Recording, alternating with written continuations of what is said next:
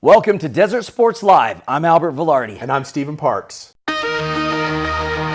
Huge football game happening out at Bobcat Stadium. We'll take it to Stephen Parks. That's right, Albert. It would be a big-time matchup as the number 1 Bobcats would take on the number 2 Spartans in a possible preview of what we could see in the 4A state championship game. Bloomfield would get the scoring started in the first quarter with an 11-yard touchdown pass as number 9 Blake Spencer would hit number 10 Caleb Hutchins in the end zone. Late in the third quarter, Bernalillo would finally get on the board as Uriel Castro would hit number 2 Joseph Duran for a 20-yard touchdown reception. But it was Bloomfield's night as number 3 Peyton Duncan would break 4 tackles on his way to the end zone to put the Bobcats up for good on a 31-yard touchdown run as the Bobcats would go on to win 20-7. The Bobcats will be at home tomorrow night to take on Espanola Valley. Aztec was on bye last Friday and they will be taking on Kirtland Central tomorrow night. Now let's head out to the Hutch as the Scorpions took on Cibola last week. Thanks, Stephen. Farmington's homecoming was this past Friday night. The Scorpions hosted the Cibola Cougars at the Hutch. The Scorpions got started early in the first quarter as number 3 Caden Halliburton would catch a 33-yard touchdown pass from his quarterback, number 9 Waylon Shaky. Here's number 7 Alex Serrano with a nice interception that would eventually lead to another 6 points for the Scorpions. The quarterback, number 9 Waylon Shaky, would call his own number as he would have 2 touchdowns of his own on the night. The Scorpions would go on to win big on homecoming night 37-0 over the Cougars. Farmington will be at home taking on Rio Rancho Friday night. The Pedro Vista Panthers lost to Cleveland last Friday night 52-0 and will be headed down to Albuquerque to take on Cibola tomorrow night. Now let's take it back to Stephen Parks with some volleyball updates. That's right, the Scorpions volleyball team took on Volcano Vista for their homecoming game, which ended up being an exciting matchup between these two teams. Volcano Vista would come out strong with some big hits by number 10 Skylar Schwartz, but Farmington's Lindsay Yazzie would return the favor with some big hits of her own. Farmington would play some defense as number 12 Jayla Yoder and number 14 Emerson Borland come up with a big block to get the point.